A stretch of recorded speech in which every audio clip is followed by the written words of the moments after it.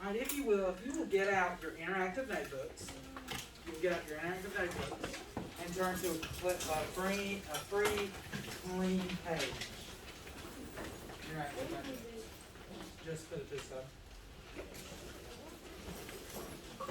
Interactive notebooks. Perfect. Open up to a clean, free side.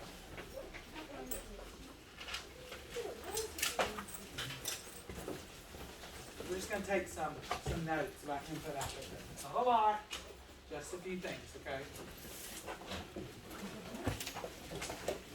So, do you have an input, or do you have an interactive notebook? You don't? You have a sheet of paper? Here. Once you have that, that's will be your notebook, okay? Everybody got it? Okay, so this is day 3 of input-output tables. And what I've noticed between Monday and Tuesday is we're having a hard time looking at the rule. We're not sure what the rule means. So let's talk about what a rule means. If I have a rule in my classroom, okay, or your parents have a rule, what does that mean? What does the rule mean? When I say, here's your rule, this is the rule, what? It means like the way it is. It's the way it is, or it tells you what to do. It tells you what to do, okay? So right on the top, you're going to write on your interactive notebook sheet, you're going to put, on the top, you're going to put input, and then you're going to put /output. Okay? I'm going to write it over here so y'all can see better. At the top of your paper, you're going to write input /output. Now under that, all I want you to write is the rule. Like this, rule. Okay? I want you to write rule tells you what operation to do in the table. Okay? So that's what I want you to write. And then out beside it in parentheses, you can put addition, subtraction, multiplication, or division. Can I put like the symbols? That's what I did. You can put the symbols. That'll help you much better.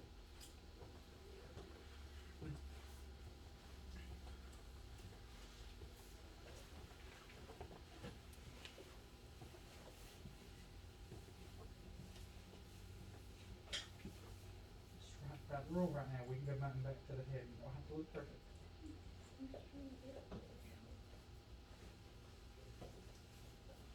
So the rule tells you what operation to do in the table.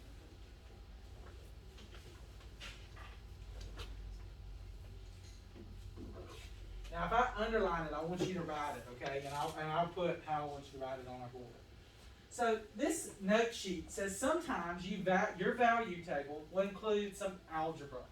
Now, algebra is a big word they use in middle school and high school, but we start with pre-algebra. We start with very little algebra, okay? It will give you the number and tell you the rule to follow. Then you will need to follow that rule to complete the table, okay? So, like we know, if it says, what's the rule? Divide by 7, okay? So we divide all our inputs by 7 and get our outputs. So it says on these type of tables, n or another variable, and a variable is a big word for just a letter, will represent the number that you start with. Okay, so n. N is what we start with. Okay? Now, what is my rule? What does it tell me? Minus 3. It says, so take my input, and subtract 3. Okay? So if you will you copy this table down in your interactive notebook, and then above it put rule 3 or minus 3. I don't want you to fill it out, I just want you to copy it, and then we'll go one at a time and we'll fill that out.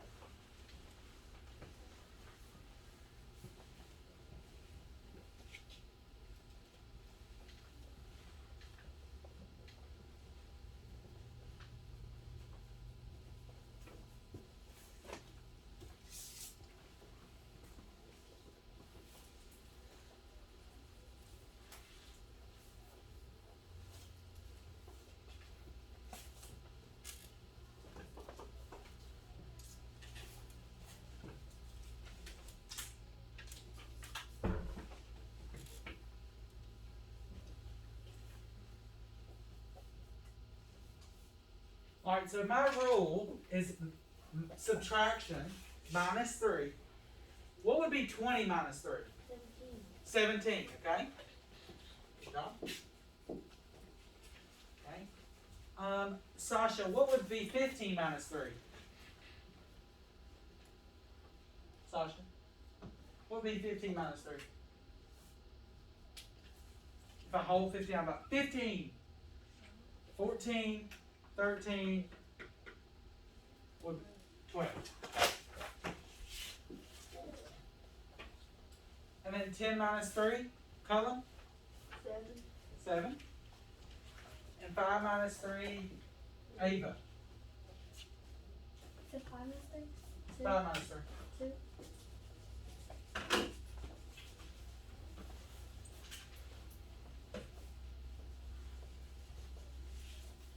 So it says in this example, the input is n. Okay, so the input, like n, input. If you follow the rule, the output column is n minus 3. So then to get the output, you would do 20 minus 3, and we got 17. Write 17 in the output column, and then we followed the rule all the way down by subtracting 3.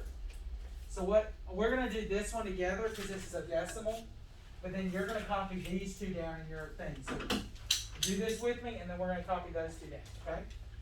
So if our rule, if our input table, and then our rule is what? Add 2.45, okay?